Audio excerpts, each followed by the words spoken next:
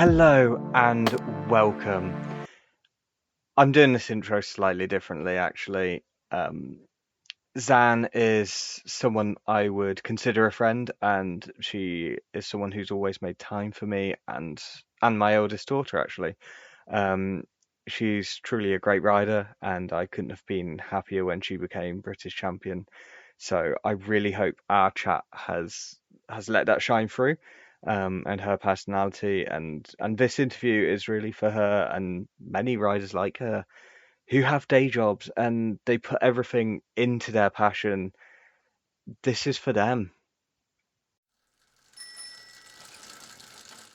Hi, welcome back. It's so pleasure to, I guess, interview you for a second time on this channel. I actually think last time we spoke, you just won National Gravel, and now you've Yeah, I won, think that was it.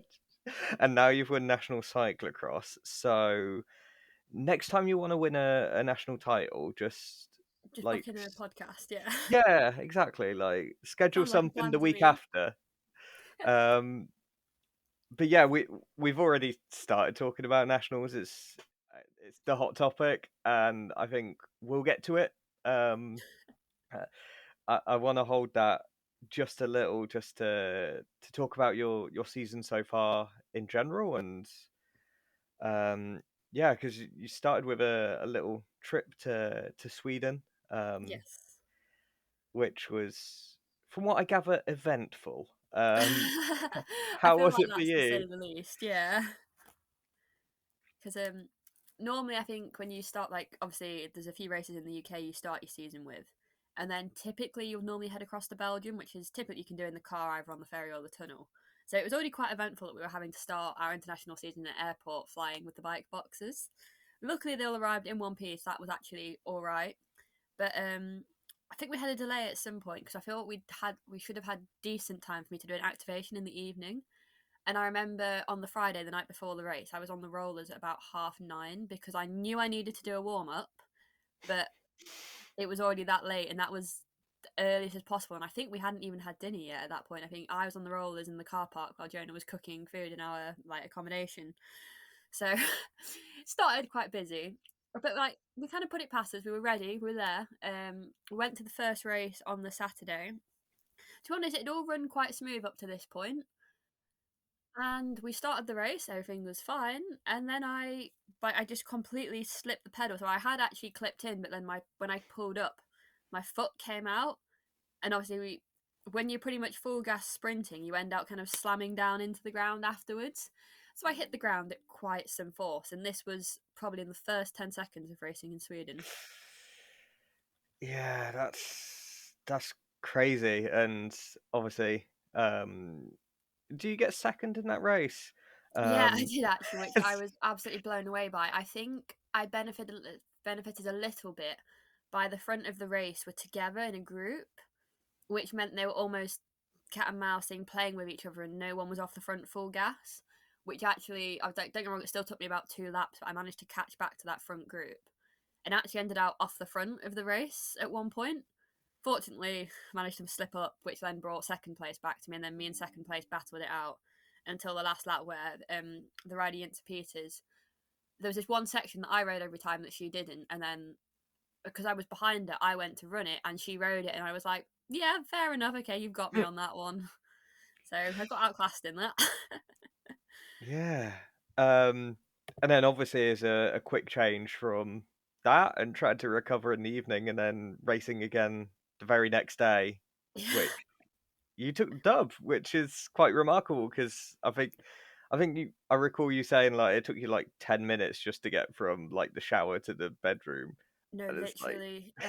The night before, I genuinely didn't think I really like honestly that night like I could weight bear on it, but I was in so much excruciating pain, like just trying to walk. Like I tried to I think Jonah had gone to the shops to buy me some like bandages and medicine and stuff. And I was like, I need the loo, so I'm gonna have to walk by myself, like without using him as a crutch. And it took me like thoughts took me 10 minutes, and I was pretty much crying in agony, trying to walk. And I was like, how on earth am I gonna race tomorrow? Like at that point, it was pretty much off the cards. But I spent the whole evening literally sat in bed, having like Joan and my boyfriend do everything for me. Went there the next day with absolutely zero expectations, but I knew that like I was okay to ride. While I was on the bike, I was pain free. It was any run section, so the hurdles were painful. And there was this one nasty off camber which could have been a ride, but they put a 180 upwards on it, and an off camber upwards 180 is not going to be a ride. So that part of the course, I basically everyone saw me because like they could see it from the pits. I basically hobbled up it, and even though it was slower, got back on my bike because I couldn't physically run along it. God, that's just crazy. Um, like I guess the hurdles you could maybe learn to buddy hop, but it's a Yeah, quick learning. Um, very but quick. yeah, but it certainly like the Swedish scene looks super interesting because like Falun, there's the ski jump in the background, which is like an insane like backdrop for any race, I think. Yeah. Um, and yeah, it's turned out okay. I gather it banked you quite a few points. UCI wise, which Yes. although isn't like the be all and end all of racing, does kind of help because you get more points, you get better gridding, you get easier places, you get more points, and it's kind of starts self repeating after a while. Mhm. Um, and yeah, this year is you broke the top 50, which I believe was a goal. And then obviously Saturday just got or Sunday just gone. You really broke the top 50, Yeah. like 37th, I think, or 39th. Yeah, I Um, know I cracked the top 40, which was something I probably wasn't quite expecting to do this year, but I'm definitely not complaining, that's for sure. yeah, I mean, and national championships gives you like 100 points. It's just like Yeah. wild. Um, you win one of them and you're kind of set. But what does like for people who aren't really aware of the ranking system, like firstly, how does it work, and then like what advantages other than the better placing does being in the top 50 confer? For sure. So our ranking points come from any of the international events. So these are your UCI events, basically ones that are paid to have the badge and the support of the UCI. And we have multiple categories. So you have C2, which is the smallest category of international race, which is the same as what our national trophy series are. You then have C1, which are the bigger ones, typically these like televised ones. So like your super prestiges and your X2O trophies are normally C, not always, but they're normally C1s. And that means you get more prize money and more UCI points. And then you also have your World Cups, which class is they're right called CDM, which basically means Coupe du Monde, or like the Cup of the World in French. Mm, Um, and those ones are even bigger prize money, even bigger UCI points. So they try and like categorize these races. So typically the bigger the races, the more points you're going to get from, and then that's used basically to create your international ranking. The one interesting thing for cyclocross is it's 12 months rolling. So I think most other sports it might be a case of per season. For cross, 12 months after you gained those points, you lose those points. So you do have last year's points on up until the point of that race, that next year, which also makes it very interesting because you'd think, oh, I'm just gaining points, I'm going to climb the ladder, but sometimes you gain points, but actually you've lost more points, so you've dropped down the rankings, which becomes very fun and very tricky to try and work out where you're going to be in the rankings come a few weeks' time. But yeah, these rankings, obviously, as you mentioned, are used for gridding, particularly at like your UCI races and for the World Cup races. They're also used for World Cup selection. So if you are in the top 50 of the UCI ranking, you're guaranteed World Cup entry, which was why I was really fighting to get that because whilst like you can still get selected by your governing body, it's good to have that confidence knowing you've been selected, so you are 100% going to this bike mm. race. Yeah, I mean it helps for planning certainly, Yeah, and for sure. Yeah.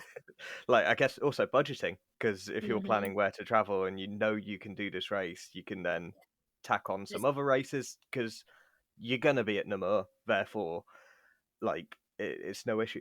How does it work then? And potentially you don't know. Like if you're currently in the top 50, then enter a stack full of races using that top 50 ranking, but then drop out of it, like because points have changed. A couple of bad results, whatever. If you're on the cusp, do you still get the ones that you've already entered, or how does that part function? Yeah, so technically the entry process, like it starts 2 weeks before. So it's the world rankings 2 weeks before the said World Cup. That's where your rankings count because then the entry is done in that week. Mm. So that's where you need to be. Like, it's 2 weeks out is when you need to be in the rankings. Now, technically, if you are out, you aren't guaranteed the spot. But thankfully, I've been like good contact with British Cycling this year, and it's basically a case of I was informed fairly early on. As long as my rankings stayed close to the top 50, they'd enter me in the ones I'd said I wanted to be entered in. So I was quite grateful for that because it took a little pressure off knowing if I slipped out, I still could go to the Mhm. next one and get myself back in, which was quite a relief, to be honest. So like I was very fortunate in that position, but obviously it could be different from people in other countries who maybe don't have that security. And then that's what leads to people like mid-season trying to points chase and find out whereabouts in the year can you go and get points, because the later you get in the year, the more World Cups you get, the harder if you're not in the World Cups it is to actually go and get those points. Mm. Yeah, for sure. And it's great that they've kind of got your back in that sense and will support you, and allow you to kind of pick if you're close. Obviously, now you are top 50 and, forecast to stay there for a while, I would imagine. Um, Hopefully.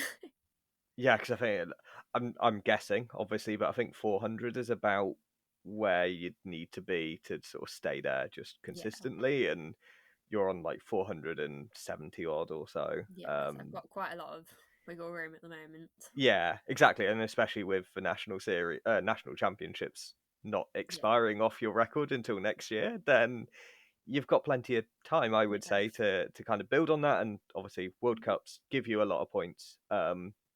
Again, like Namur, I think you were given 5 points just because you were there. I think. I Um, think that did get taken off, but at one did point it? that was on there, yeah. Because I remember seeing like it was a DNF. And yeah, I think that's one that we should talk about. Like what happened. It's great seeing you on telly. And my eldest daughter, who's a huge fan of yours, like she can spot you in a race. Mm.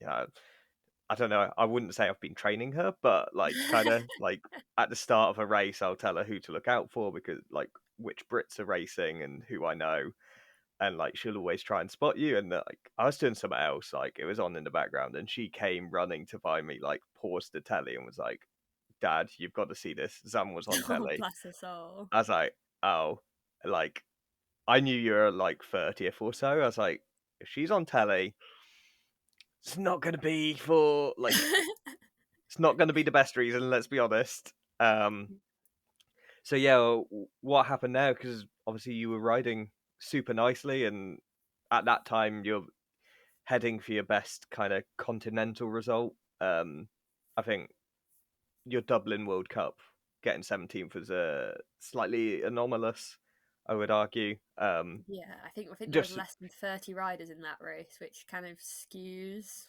positioning. Like, I think wrong, it was yeah, still a great result, and I still hold on to it. But when you have like the curse periods, which Namor almost fell into, and field sizes of 80 to 70, mm, like it's hard to compare that field size of 30 to this really stacked field size of 80.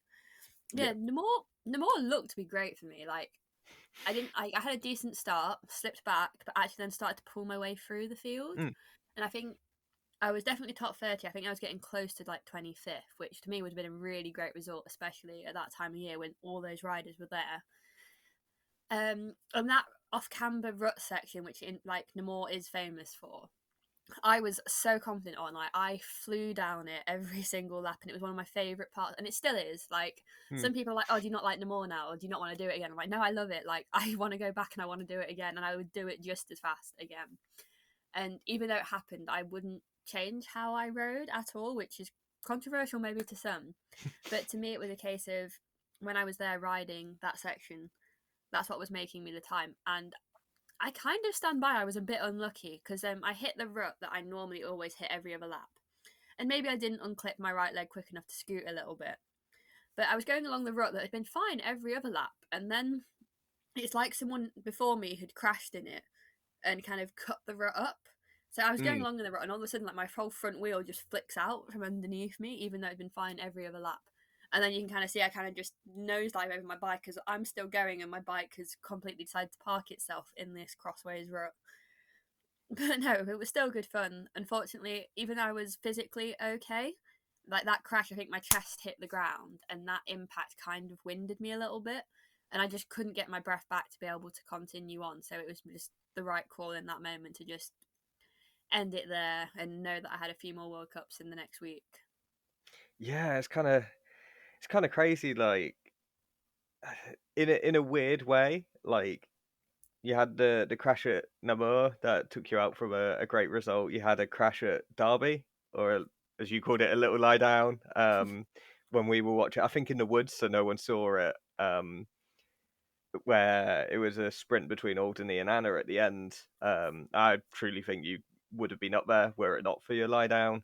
Um, and then Nationals, which we will now get to. You had a small lie down there on the last lap, which is bad timing. Not the ideal time time to decide to stop riding, but like that time it worked out as kind of like third time's a charm almost. Um, but yeah, like I guess how was that whole weekend? Um, I remember seeing like it wasn't televised this year, which I'm Mm-hmm. very annoyed about. Because I still every time you've won, I've not been able to watch because like gravel champs, Sweden, and then this like Yeah. it's never been televised on national trophy. Last time at Cyclopark. Um, but yeah, like what was that experience like? How was the race in general? Yeah, like it was such like a crazy weekend, and the problem is that I was quite clear and I could remember it all, and it was all great. And then obviously after winning, like the whole thing from crossing the line that Sunday has just been an absolute whirlwind. Like my memory is so foggy to the point like I think there's photos of it as well. Like I had a conversation with Kat at the line, and I can't remember a word that was exchanged. Like I know it was pleasant, but I cannot remember a word exchanged otherwise. I just know someone told me and said the first thing you said when you crossed the line was to Kat that she is so much faster than you. And like I can't confirm or deny this. That's just what someone has told me I said. But in all fairness, Kat was incredibly strong. Like the riders in that field were so strong, and I went into the race knowing like just how much depth there was in the talent in that race. I also, as like it's probably obvious coming out now with a win, like I went into it knowing I was one of the ones that could cross the line first. I definitely wouldn't say I was expecting to, but I knew it was very much a possibility. And it was trying to balance those nerves all weekend. Um, Pretty much like Friday, Saturday I was okay, although I did have multiple times because I went out for dinner on the Friday, and when I was recording like the crosscast that I do as a cyclocross specific podcast with Matt and Neil on the Saturday, I was just like, oh, I'm fine. I just don't want to talk about my race. And they just went to me like, we're about to talk about the race for like an hour. And I'm like, yeah, I just don't want to talk about my part in the race. Because the more I thought about it, like the more nervous you get, the worse it is. Whereas if you can almost distract yourself and just think about other things, like nice things, like talk about other races the rest of the season, it puts you in a better headspace. Because if you just focus on it, then it almost builds the pressure up. And I really didn't want to, because I knew I'd gone into that race pretty much the underdog. No one really, although I do have a few friends in my team who knew I could do it, like no one was expecting me to cross the line in first Mhm. place, and that is fine. Like I think that put me in such a better headspace because all the pressure was off. No one externally was expecting it. It was just this internal, I can do this. This could be my race. This could be my moment. And it was. And yeah, so the race itself, I got there on the start line, and the one thing that did help was I felt like I was the only one on the front row smiling. Like I think there were a lot of nerves across that start line, and I was just there like, you know what? Like actually, I'm in a good place here. Like I've probably got the least amount of pressure on myself right now. Managed to, from the gun, take the start, but then the road speed of Cat and Imogen, they managed to swarm around, take the front. But the front four to begin with was me, Cat, Imogen, and Anna, which is probably what you'd imagine it would have been. Um, and then that first technical section you do is quite slippy and quite lethal, and a lot of like the favourites ended up having a little bit of a slide out. And I managed to like, then that was it. I was on the front of the race, and I was like, okay, right, here we go. You're actually leading the national championship, so a bit of a gap. But I knew, even though I'd done a little bit, my bike had picked up more than I wanted to, and I just wanted a clean set of tyres for pretty much the whole race. So even though we'd probably only been going for about 3 minutes, I pitted straight away. And I think Imogen and Anna also did, but Kat didn't, which then put Kat at the lead of the race. And that's where then, for quite a few laps, there seemed to be a bit of a battle between me and Kat. We weren't necessarily always on each other, but that lead did swap over a few times. And it was pretty much a case of I was just trying to keep it smooth, keep it upright. And that sounds silly, but it was a race where it was very easy to make a mistake. And I think pretty much everyone on even that race like crashed or had to lie down or slipped out at some point, just because you kind of had the ice from the morning that had started to melt. So it was wet, little bit Mm. slippy. So you really had like this combination of conditions.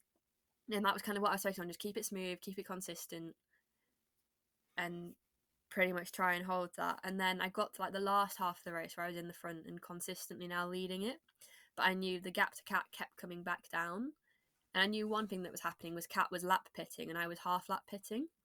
And I was just like, I need this gap because I need that bit of security in case I crash, in case, because I knew I would ride a more confident, more steady race if I had that confidence that, okay, I've got a good gap, I'm in the front and I'm clear in the front. So I made the call on one lap to just not pit on that half that I normally pitted on. And I could like, I was trying to like tell like my mechanics that like it's fine, it's okay, I know what I'm doing, but I need to do this. And I had to like kind of like give them like looks like, okay, I know. And I think I nodded at them basically like, I'm okay, I know what I'm doing, I'll be back next lap. And I was, and then after that got back into my routine, which was why I think I managed to have about a 20-second gap come the last lap, which was great, put me in a great position. And then I literally, it was even less than that. It's probably the last quarter of the lap. There's this one corner that I'd ridden really well every time. I knew it was slippy, knew you have to be slow around it, ridden it perfectly every other time. And I just got down there, my whole just washed out, and it was like, oh, lovely, what good timing. And even though like I had been quite calm up to this moment, I think this was the first time, like internally, like, your whole body just goes, oh sugar, like what have I done? But it was like, okay, pick yourself up, get back on your bike, just keep going. There's still a gap, you're still okay. And there's another little like technical section, and then you're kind of going on the straights towards the finish. And I was going down one of the straights as you were getting towards the crowd, and I could hear the noise just building up, and it was like, oh my gosh, she's coming. I could tell that Kat was coming. And as you drop down past the pits, you then do a 180, and when I went around the 180, I knew she was really close. So in my head, she was just behind me. She was on my wheel. This was going to be a sprint finish, which sprint finish with such an incredible World Tour rider was the last thing I wanted, to be quite honest. So it Hmm. was really just trying to push in, dig in, and that's why I think there's a video somewhere. But if you see, like, I get onto that like finish straight, and I just sprint straight away Yeah. because in my head, as soon as she's clipped in, this is over. So I needed to be gone before she clipped in. And luckily, I think I still had a bit more of a gap than I realised, and just managed to hold that to the line. And I think, as I said, as soon as I crossed the line, it was just a whirlwind. It was like every emotion possible to be experienced. I experienced it then, and it was just wow. Okay, this has happened now. Then Yeah, it was crazy. It was kind of it's interesting how like the needing the gap to decrease the pressure kind of was the way to go, and that was almost the way you approached the whole weekend, was try and remove as much pressure as you can. I know your co-hosts, I think, as Matt, put a little bit of pressure on you and said that you should podium. Um, and yeah, I think I'm going to be a bit confident here and say like there was one person who picked you for the win. Because I did a preview. I was like, actually, like I'd seen your addendum on the result, and I was like, yeah, you wouldn't there the year before, and it just I don't know, something felt right. mm. And obviously, we'd still have been chatting today Oh were it yeah, not for that win, but I probably wouldn't have brought it up. That I'd picked you had you got like fifth or something, I'd probably be a little quieter about yeah, picking you. But yeah, it was just crazy, as you said, and like you could see every emotion come out of you once you crossed the line. Um, you could see what it meant to you. yeah, And it's kind of crazy and we'll get onto this in just a sec, but to me, it felt like that was a win. Like you were the one who needed the win the most. mm. Like Anna's been the champion. Imogen and Kat have got a rich future ahead of them. Like I'm sure they're going to be, you know, contesting the championships pretty much every year. Oh, me too. Like Nikki and Helen used to. It's going to be those two. Um, whereas you said like you were thinking of actually stopping international stuff next year because like it's hard work, and I think that's why I can say that you probably needed the result more than anyone else. Um, is that a kind of a fair assessment? Have I projected something that's not correct? I don't know. No, I would say so. I think like I always kept it like to myself that this might be my last year because I didn't want anyone to like try and talk me out of it or think I was being silly or so like then if I did extend it, people would be like, "Oh, but you were going to retire at the start of the year." It's just like I'm very aware that I'm not old, and I never want to tell anyone that I'm old because I don't want anyone else to feel like, oh my gosh, if she's calling herself old, I'm old, or I'm going to be old when I become 24. And it's not, I'm not that old, but in the cycling world and like in life in general, it's very much started to feel like I'm getting to a point where I need to kind of pick like, do I pursue the bike or do I pursue another career and try and progress myself so I can have maybe the lifestyle I want? And as I say, like working and balancing cycling is really quite tough. Mm. Like on the days I work, pretty much like those few days are just completely blocked out. It's a case of I'll wake up in the morning very early, commute to work, commute home, have dinner, shower, go to bed, and like that's my day on the day I go to work. Like there is just not time for anything else, which is fine. Like this is the lifestyle I've currently chosen for myself and that I'm really obviously quite happy with. But it is hard, and in my head I was like, I don't know how long term I can do that. How long can I work where I am literally waking up, doing my training, going to work, eating and sleeping, and that's literally all I have time for. And as I said, I definitely don't regret it because it's got me here today, but it was tough. And that's why I was kind of like, I want one more really good, really hard season. And then I was going to evaluate whether actually, is this as good as I'm going to get? Is there any way I can take this as a full time cyclist? Or is this it? Is this the best I can do? Is it time to actually go? I'm going to probably keep riding the national series, but do I kind of pack my bags on, basically spending pretty much everything I earn to go ride my bike in Europe? Um, so that was obviously where I sat at the start of the year. I can like, as I said, I don't think I put in my post like now, obviously after having the stripes, like, I'm the kind of person that's always like, oh, I want someone to win who's going to show off those stripes and wear them all year round, do as many races as possible. So who would I be to like not then go and do all those races? So I fully have the intention next year of being that person going out. I really want to like race as much as possible in Europe, but also some of the national series so I can show the stripes off at home as well as abroad. And yeah, I think it's kind of maybe shifted like my thoughts and my plans for the next 12 months, I guess. Yeah, it's kind of like, oh, I wish there'd be someone who can show off the strikes every year. Oh shit, that's me now. Why did I Yeah, wish this? This is, but it's kind of, yeah, it's crazy as well. Like you're of the sort of lead quartet. You're the only one who was semi-pro. Like the other two, like you get Kat and Imogen, they're world tour riders. Like that that is literally their focus is riding their bike. yeah, Anna does cyclocross as a, she's employed by Proximus, which I assume pays her well enough that she can do it full time. Like you're the only, part-time rider, and you did that, and yeah. like I, I think it's incredible, what you did, and Thank you. yeah, yeah, it's just amazing. I'm meant to be this impartial interviewer, but I don't care. Like you're someone I'd like to say I'm friends with, and that I've just I'm happy for you and sort of proud of what you've achieved. I think it's crazy what you've achieved, whilst combining it with work and having to be a part-time cyclist. Whereas, yeah, like imagine what you could do and what you could achieve if someone gave you the chance to do it full time, or if you had the ability to do it full time. Because I think you would absolutely fly. Like a top 20 at Dendermonde would be, a top 15 knocking on the door, a top 10, I would say. Um, and it's just, yeah. Yeah.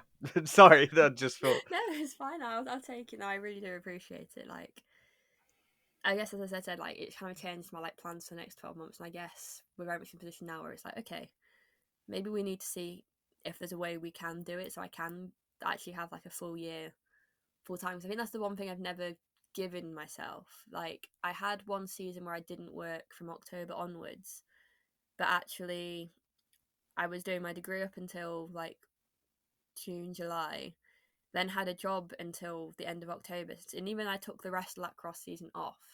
I never had that year or like that like period where I could actually focus on my training. And obviously, don't like I'm very happy with where I'm at now and like the lifestyle I live now. But I think it's very much fired me up to go actually. What is possible if I could have that year of actually this being my one pure focus?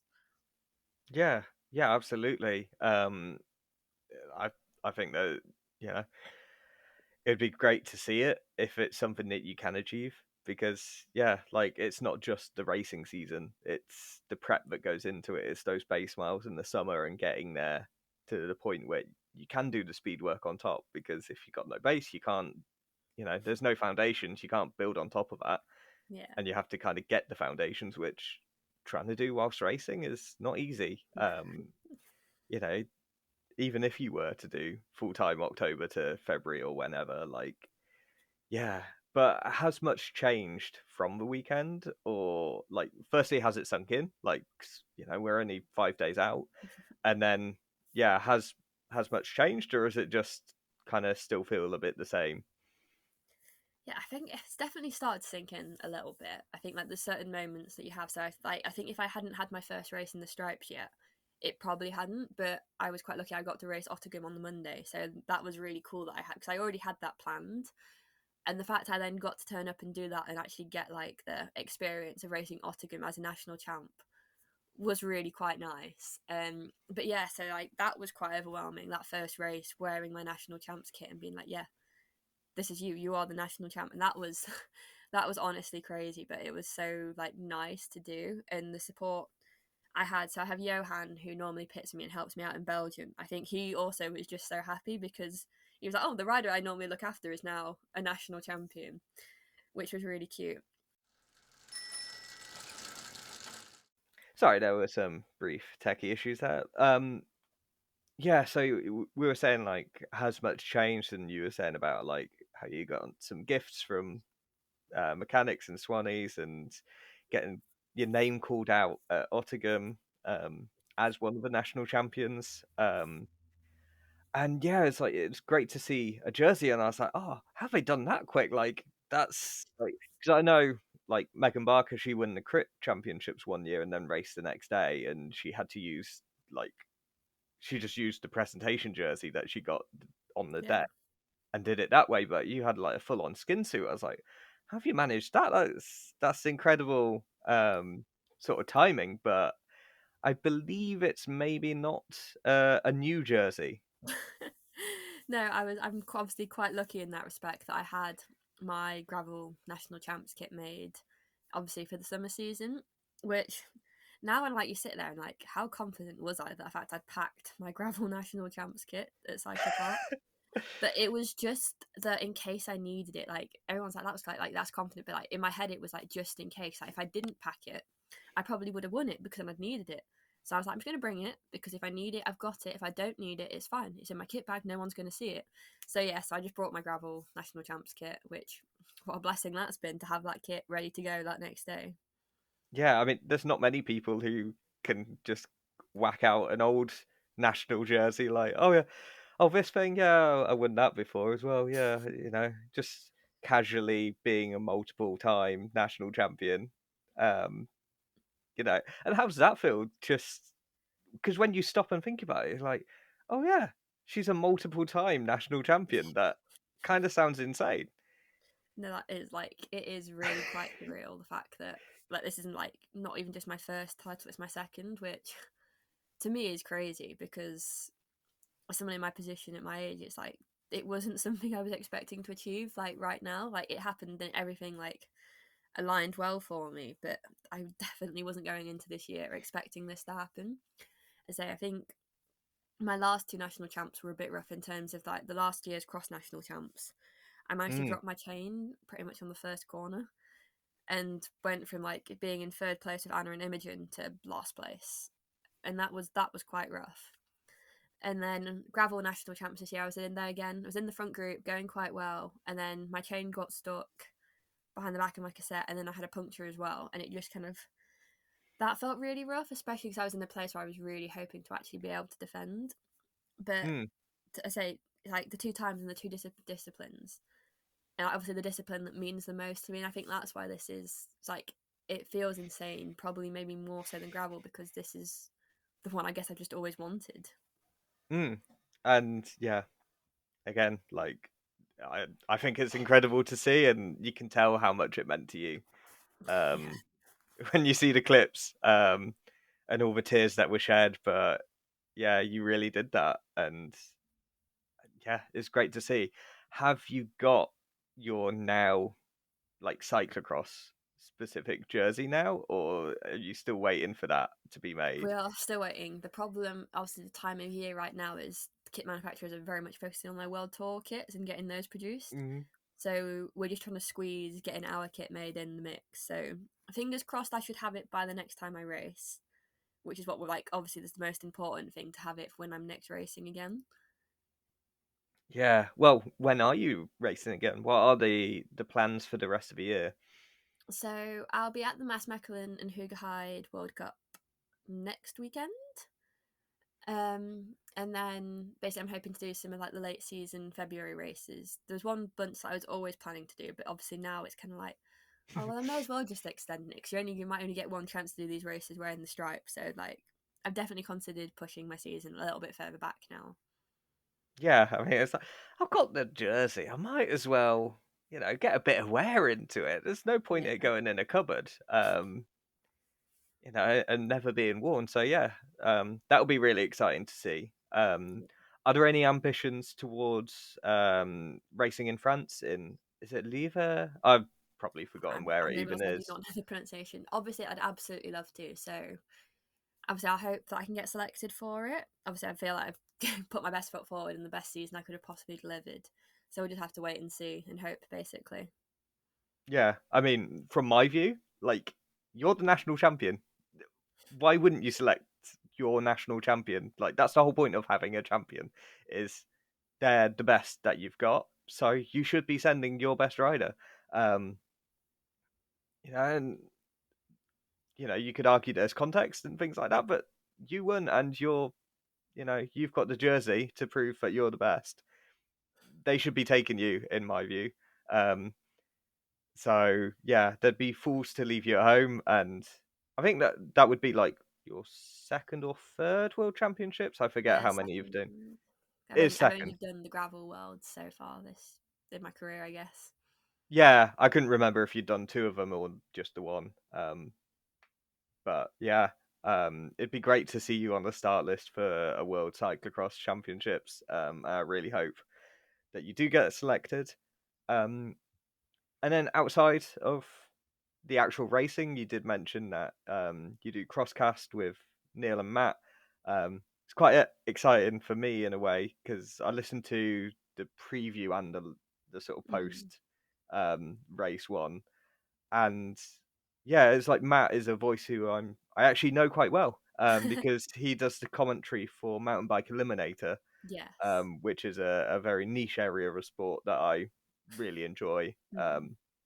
I did interview his co-presenter on that before, so I chatted to Emma, and yeah, it was great to hear his voice. I was like, oh yeah, I know him.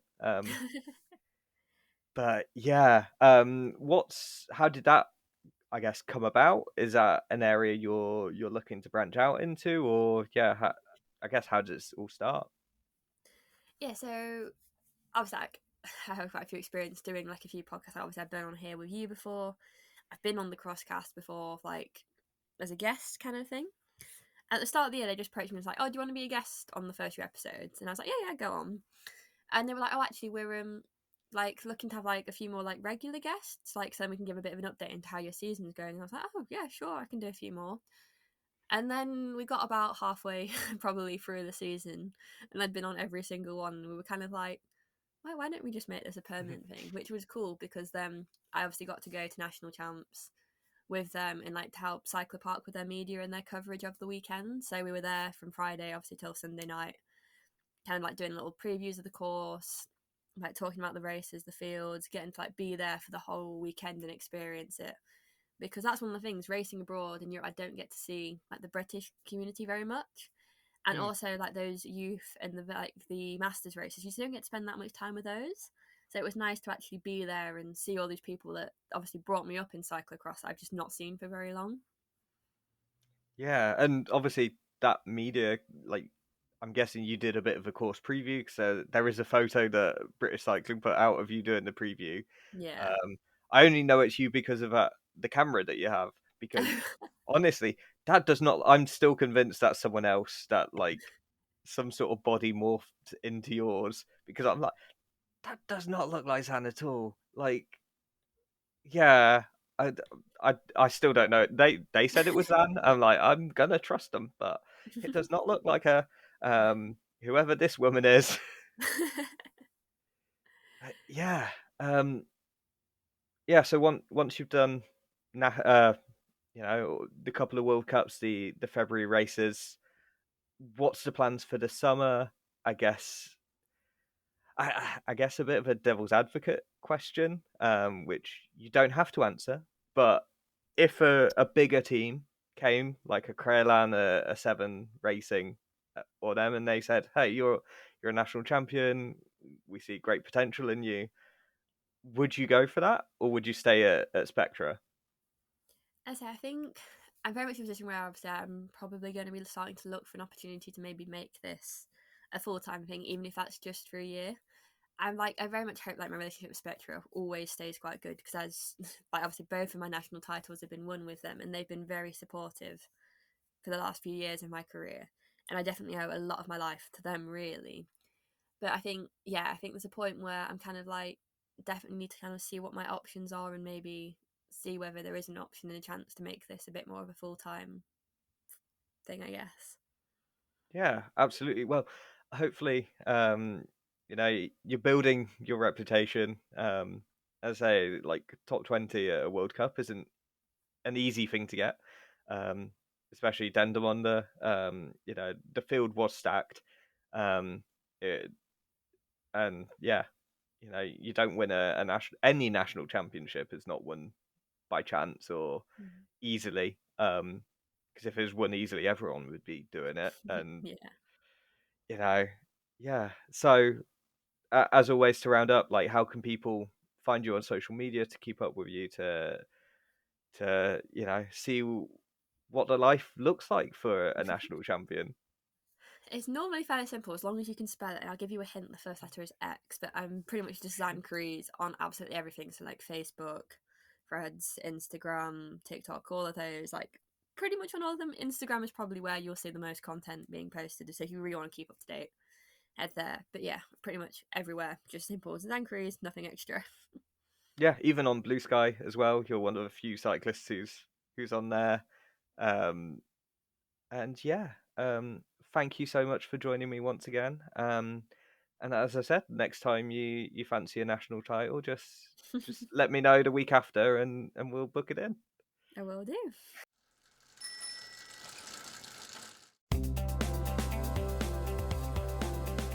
Well, there you go. I hope you enjoyed that as much as I did. As always, recording it, Xan is truly a very well-deserving champion, and yeah, it's going to be a pleasure to watch her this year in the national jersey, representing it and showing what she's made of. Until next time.